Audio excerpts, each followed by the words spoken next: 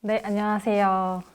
저는 몇 개월 통해 에어비앤비 개선 기획을 발표하게 된 이이슬이라고 합니다. 목차는 크게 서비스 소개와 문제 인식, 그리고 개선안 도출, 마지막 기대 효과와 목표 매트릭까지로 마무리가 되고 있고요.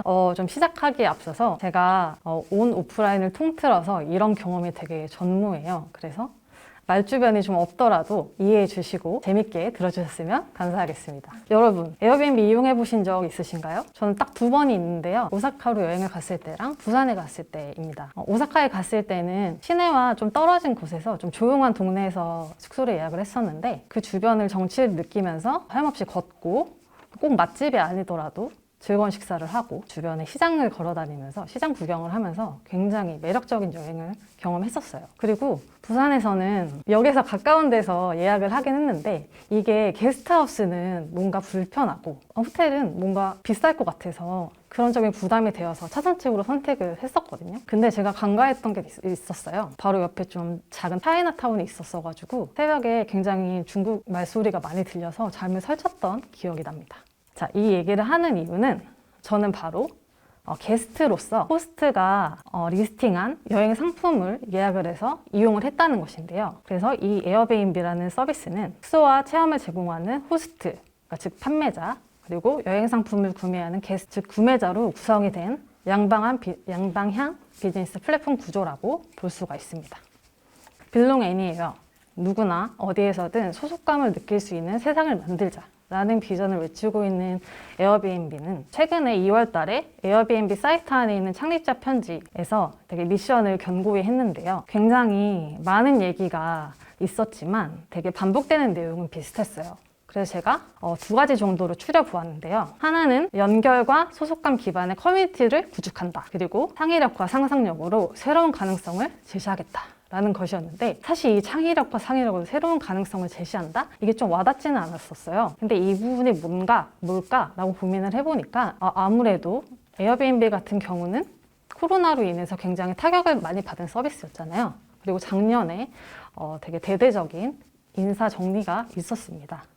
그러다 보니 창립자는 우리는 우리만의 어떤 서비스의 방향으로 이 코로나를 제대로 이겨나겠어요 라고 어떤 포부를 얘기하는 걸로 해석을 했어요. 그리고 이 안에서 되게 반복되고 있는 단어들이 많았어요. 에어비앤비라는 서비스를 떠올리시면 당연히 또 이렇게 떠올릴 수 있는 키워드이신데 이런 경험, 연결, 공유, 어떤 상호작용, 그리고 상호작용 안에서 생기는 신뢰, 교감 등에 대해서 굉장히 반복을 하고 있었어요. 근데 사실 이렇게 보면은 조금 그래서 그게 뭔데? 라고 생각하실 수도 있어요. 근데 제가 이 위클리 비즈 인터뷰에서 브라이언 체스키가 2016년도에 인터뷰를 한 기사를 보니까 너무 확 와닿았어요. 바로 이 문구를 가지고 왔는데요. 사람과 사람 사이에 느낄 수 있는 교감, 지역 고유 문화의 분위기에서 얻을 수 있는 경험이 잊지 못할 감동으로 이어집니다. 또 여기서 너무 또 감동적이었던 부분이 손과 머리로 하는 노동력은 기술 발달로 대체되고 있는 시대이지만 마음에서 비롯된 사업 모델은 영원히 대체되지 못할 것입니다 라고 딱 선언을 하고 있었어요. 그래서 이 부분을 보고 그러면 에어비앤비가 하나의 플랫폼으로서 어떤 역할을 지향하고 있을까라고 제가 조금 나름 고민을 해서 간략한 구조로 짜보았습니다. 에어비앤비가 강조하는 부분은 이 부분이에요. 바로 이제 소셜 커뮤니티 바탕 안에서 사람들에게 좀 잊을 수 없고 감동적이고 좀 차별화된 경험을 제공을 하고 이 경험들이 쌓여서 네트워크 효과를 일으키고 최종적으로는 에어비앤비의 비즈니스 가치를 창출을 한다 라고 제가 정의를 해보았습니다. 그러면 이렇게 하기 위해서 에어비앤비는 어떤 전략을 구사하고 있을까요? 이 이미지 보시면 캐치프라이즈 보실 거예요. 여행은 살아보는 거야 라는 문구 굉장히 많이 보셨죠? 에어비앤비에서 제안하는 여행은 일률적인 호텔 객실 대신에 공간, 즉 집을 즐기는 개념의 여행을 계속 얘기하고 있어요. 그리고 그 안에서 현지인처럼 살아볼 수 있는 독특한 경험과 체험을 강조하고 있고요. 아무래도 이제 코로나라는 이슈가 있었기 때문에 이것은 비대면 온라인 체험 시행으로 풀게 되었고 또 이제 유저가 어떤 지역에 위치해 있으면은 저기 멀리 있는 숙소를 소개해 주는 게 아니라 너가 3시간 만에 여기 갈 수 있는 좋은 숙소가 있어 라는 식으로 소개를 해주고 있는 것이죠. 여기까지는 제가 비전, 미션, 전략 이런 식으로 짜봤는데 그러면 이런 비전과 목표들이 서비스 구조에 잘 녹여져 있나? 라고 이제 판단할 필요성이 있었어요. 그래서 제가 앱을 이용해 보면서 또 플랫폼 구조를 고려를 하면서 어느 정도 구조를 좀 녹여봤는데요. 기본적으로 플랫폼이다 보니까 게스트와 호스트로 나뉘어져 있습니다.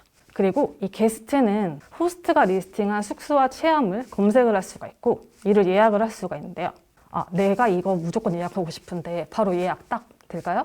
아니죠. 바로 호스트가 이 요청온 예약을 검토를 해야 합니다. 그리고 내가 신변이 괜찮고 되게 평범한 아이인 것 같아. 그러면은 어떻게 합니까? 승인을 해줍니다. 그렇게 승인을 하면 게스트가 결제를 할 수가 있죠.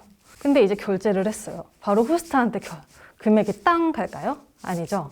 아무래도 이 여행이라는 것은 유저의 전이맵에 있어서 마지막 엔드포인트가 여행을 잘 마무리해서 끝내는 것이니까 숙소 이용을 제대로 하고 나왔다라는 전제 하에 그 며칠이 지나면은 호스트가 예약 대금을 수령할 수 있는 그런 구조로 되어 있는 것이죠. 그러다 보니 이 게스트와 호스트의 어떤 티키타카 사이에서 수수료가 군데군데 발생을 하고 있고 이 수수료를 에어비앤비가 가져가고 있습니다. 그리고 이 사이에서 게스트와 호스트는 1대1 채팅으로 서로 소통을 하고 있는데요. 여기까지는 그렇구나 이렇게 소통을 하고 있고 이렇게 수익이 나고 있고 그래 이렇게 잘 숙소를 예약을 할 수 있었어 라고 딱 생각을 했는데 저는 살짝 이제 의문이 들었어요. 제가 계속 반복했던 키워드를 보실 거예요. 이게 실질적으로 어떤 커뮤니티 기능으로 보여져야 되는데 제가 짜보았던 이 구조 안에서는 그 지점이 좀 느껴지지가 않는 거예요. 그러면 아무래도 예약이 끝나고 나서, 여행이 끝나고 나서 후기를 작성하는 데 있어서 어떤 여기서 커뮤니티 활성화를 기대를 해볼 수가 있겠구나 라고 생각을 할 수 있겠죠. 근데 이 에어비앤비의 후기 정책을 살펴보니까 이러한 점이 있었어요. 기본적으로 게스트와 호스트는 둘 다 서로에 대한 평가는 할 수가 있어요. 그리고 이 후기가 올라가려면 둘 다 평가를 완료를 해야 돼요. 근데 이제 여기서 조금 다른 점이 호스트는 게스트 평가를 해도 그 평가가 플랫폼에 드러나지 않아요. 근데 게스트는 호스트를 평가하면 그게 후기로 드러나요. 여기서 저는 이게 뭔가 양방향의 소통이 아니라 게스트가 게스트의 어떤 단방향적인 어떤 컨텐츠라고 생각이 들었어요.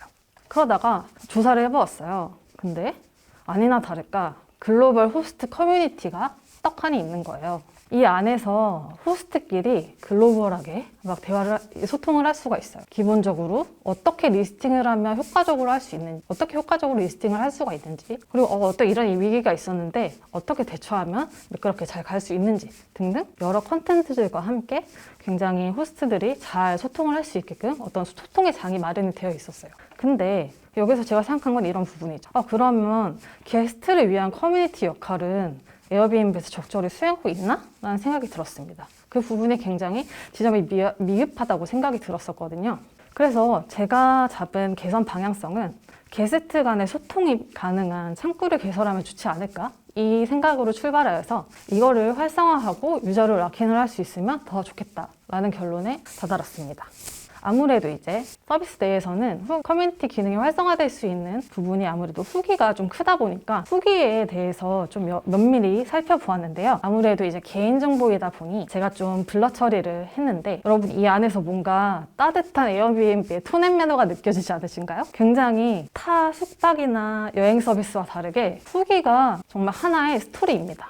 내가 그 여행지에 가지 않아도 굉장히 이 사람이 이렇게 여행을 즐겁게 했고 간접적으로 저도 체험을 할 수가 있는 거죠.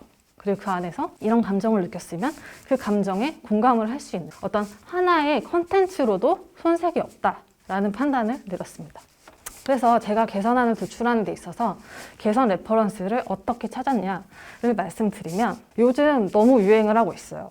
유저 참여형 컨텐츠 이런 거 되게 많고 미디어 커머스도 막 인플루언서들, 일반인들도 막 참여를 할 수 있어요. 근데 그런 컨텐츠도 좋아. 근데 내가 초점을 잡아야 되는 컨텐츠는 뭐가 있어야 되냐? 바로 경험 공유해야 됩니다. 경험을 공유하는 소통형 컨텐츠로 충성 고객을 만들어내는 서비스가 있다면 제가 생각하는 개선안과 좀 대입을 해볼 수 있다고 생각을 했어요. 그래서 제가 찾은 두 가지 서비스는 바로 여러분들이 너무 잘 알고 있고 많이 사용해 주시는 오늘의 집과 스타일 쉐어입니다. 카테고리는 다르지만 공통점이 있죠. 바로 이 오늘의 집은 유저의 인테리어 경험을 공유하는 것이고 스타일 쉐어는 뭐죠? 바로 스타일링 경험을 공유하기. 그 공유를 할 수 있는 플랫폼으로 자리를 잡고 있습니다. 그래서 제가 이 컨텐츠 노출 구조가 어떻게 흘러가는지를 한번 파악해 보았어요. 기본적으로 홈 안에 들어갔을 때 오늘의 인기 사진으로 여러 콘텐츠가 노출이 됩니다. 이거는 바로 유저들이 본인의 경험을 공유하는 콘텐츠이실 거죠. 이 콘텐츠에 들어가면은 보이는 게 이미지, 바로 인테리어 이미지일 것이고, 그리고 글, 그 다음에 실제로 유저가 구매한 제품을 태그할 수 있는 그런 기능이 있는 콘텐츠인 거죠.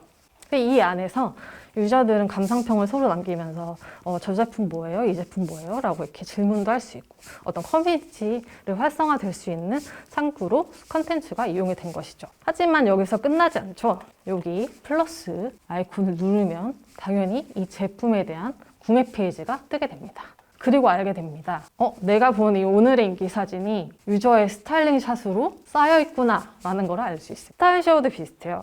인기 피드가 홈화면에 노출이 돼요. 들어갔더니 어떤 분이 나이키 티셔츠를 구매를 하셨고 이게 태그가 되어 있습니다. 그리고 착샷이 있어요. 그리고 간략한 후기가 있죠. 이 안에서 어떤 효과가 일어나죠? 질문을 서로 막 해줍니다. 스펙을 알려달라. 많이 비치냐? 어떤 사이즈가 좋겠냐? 하면은 실제로 콘텐츠를 발행한 유저가 답변을 해주는 그런 커뮤니티 기능이 활성화되는 것을 볼 수가 있습니다.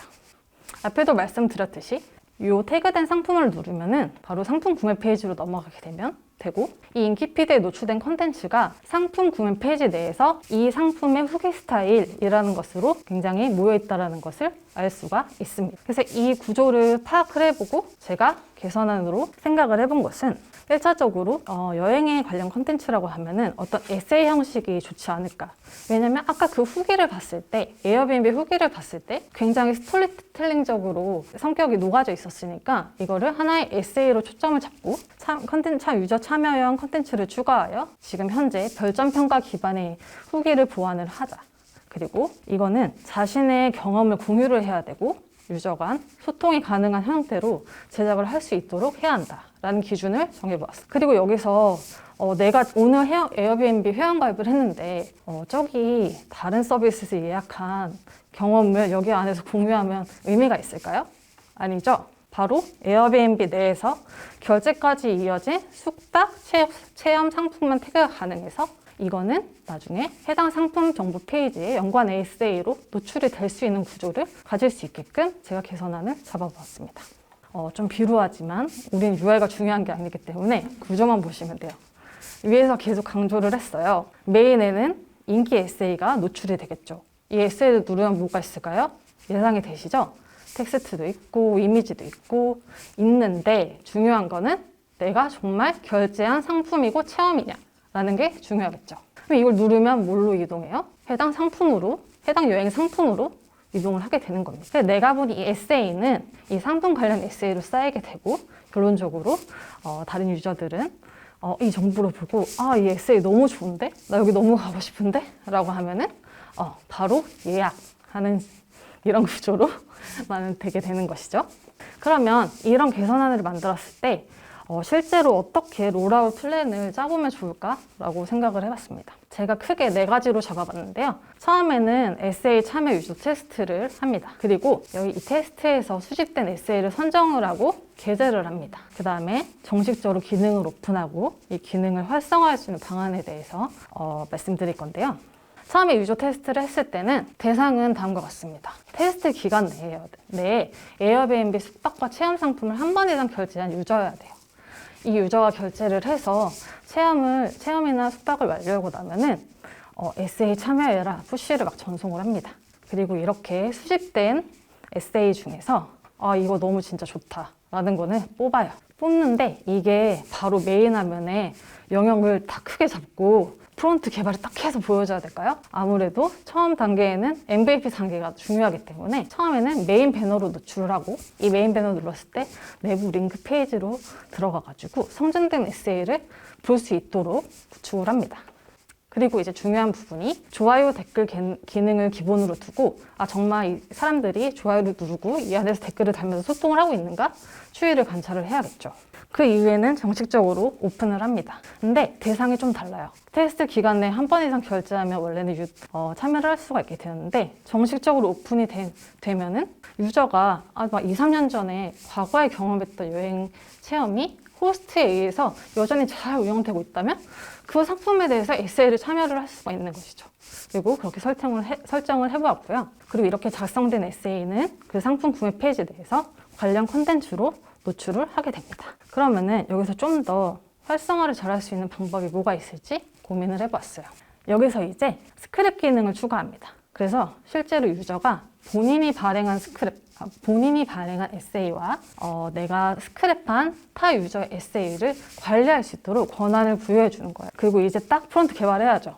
한 홈에 딱 인기 SA, 오늘의 인기 SA 영역을 딱 잡아주고 굉장히 커뮤니티가 활성화된 그런 컨텐츠는, 그런 SA는 홈 화면에 노출을 하게 됩니다. 이렇게 롤아웃 플랜을 짜보았으면 대략적으로 기대 효과와 어떤 매트릭을 볼 수가 있는데요. 여러분, 제가 계속 지금까지 강조했던 게 어떤 커뮤니티와 소통 이런 거였어요.